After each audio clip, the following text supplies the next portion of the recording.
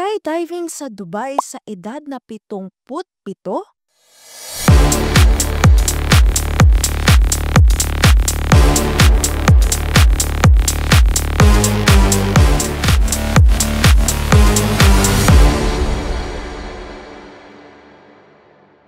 Di lang yan. Nabisita rin niya ang 173 bansa sa mundo sa edad na 79. Meet Louisa Yu, ang senior citizen na natapos ang kanyang misyon malibot ang lahat ng UN member countries noong November 2023. I came to the US when I was 23 years old as a student, exchange student. But I was always in my mind, my dream to travel and finish the world. I have one daughter, anak ako already 36 years old. I have to take care responsibility. Kaya tumagal yung aking time na natapos ko yung 193 country. It took me like more than 60 years. Lumaki sa Tacloban, Leyte si Louisa. Nang magkolehiyo, nag-enroll siya sa University of Santo Tomas at Far Eastern University bago maging exchange student sa St. Louis sa Missouri. Kwento niya, hindi raw approve sa kanyang pamilya ang mag-ibang bansa upang mag-aral. Ngunit nagprosigi si Louisa dahil naniniwala siyang mas maraming oportunidad sa Amerika. I travel by myself, kaya mahirap kasi wala akong kakilala. Ako layo-layo and my family are against na I will be away kasi first of all, babae ka, hindi ka pa nakapag-travel outside the country, anong gagawin mo doon? Sabi nila, I have to persuade yung mga kapatid ko. Ngayon, sabi ko, anong gagawin ko sa buhay? So I want really to go outside of the country. Sabi ko, paano ako makakapunta doon? Sabi nila, the best thing to do is to be in medical field kasi they're always in demand with medical field. All expense paid daw ang biyahe ni Louisa pa Amerika. Ngunit nahirapan siya kapain ang bagong buhay na malayo sa kanyang pamilya. Mahirap kasi I was alone, wala akong kaibigan. I came to the US, isang maliit lang na suitcase at saka I have only $300 on my pocket. Kung nahirapan ako nung una kasi wala akong alam sa buhay. Hindi ako marunong magluto, hindi ako marunong magplancha. Kaya minsan umiiyak ako. Unti-unti naman daw siyang natuto sa tulong ng mga kasama sa dorm at ilang Pilipinong nakilala. Sumideline daw si Louisa bilang isang babysitter habang nag-aaral. Karamihan kasi maraming doktor doon sa St. Louis na mga Pilipino. Kaya sabi niya, punta ka sa bahay, alagaan mo anak. Sabi niya, maraming pagkain ha, kayo nang bahala. Tuwang-tuwa kami kasi nakakakain kami. Tapos bibigyan kami ng pocket money. Matapos makagraduate, nagtrabaho si Louisa bilang medtech hanggang sa naging US citizen ito. Doble kayo daw si Louisa upang magkaroon ng magandang buhay. Doon na niya naisipan na simulan liputin ang Amerika at kalaunan ang ibang bansa.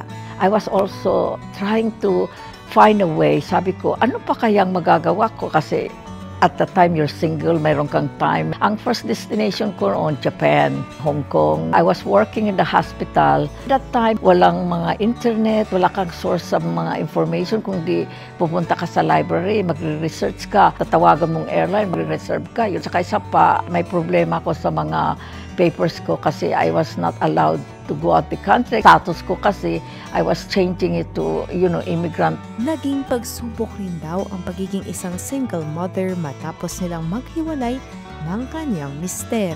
Nagkaanak ako, I was already 36 years old. Nakilala ko yung asawa ko sa Miami. He was from Germany, naging single mother. Kaya mahirap din kasi hindi naman ako basta-basta lang makakaalis. Nang mapalaki at mapagtapos ang anak sa pag-aaral, travel is life na ang naging motto ni Louisa matapos ang kanyang retirement. Sa Europe, ang favorite ko doon is Italy. One time I went to Italy 5 times in a year kasi I really love Italy kasi dahil sa culture at saka sa mga pagkain. At we talking about in Africa, mayroong mga country na mga Angola, Ethiopia, yun ang mga favorites ko.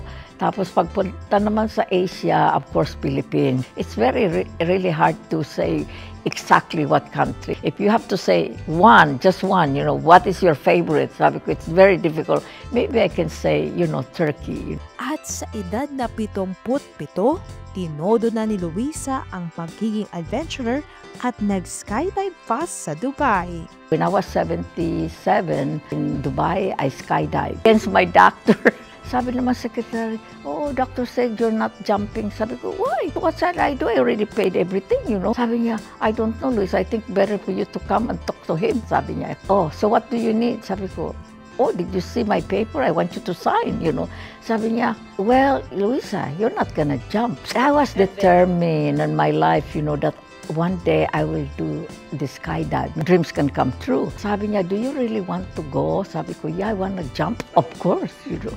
Sa pilitan, wala siyang choice. Maging ang kanyang nag-iisang anak, wala na raw nagawa sa kanyang kagustuhan na libutin ang mundo kahit na may edad pa. Na hindi na siya nagrereklamo. Noon, yung bata-bata pa ako, mga simple at saka mga easy. Ngayon, tapos ko na lahat. Ginagawa ko na ngayon ng mga bucket list. Kaya pinupuntahan ko ngayon mga hirap. Serbia ang huling bansa na nabisita ni Luisa. Punong-puno raw siya ng galak matapos niyang mapuntahan lahat ng bansa sa buong mundo.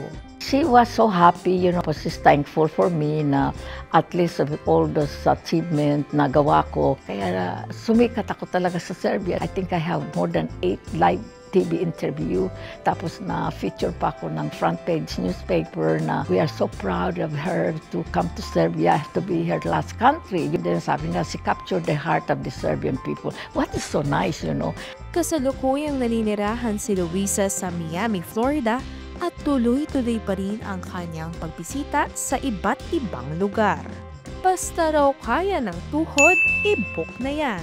That's what I tell everybody. Sabi ko, it's never too late. Kaya I become an inspiration to a lot of people. Just enjoy your life while you still have time. Traveling is a therapy. Pag nasa bahay ako, marami akong sakit. Pag nagta-travel ako, nawawala lahat.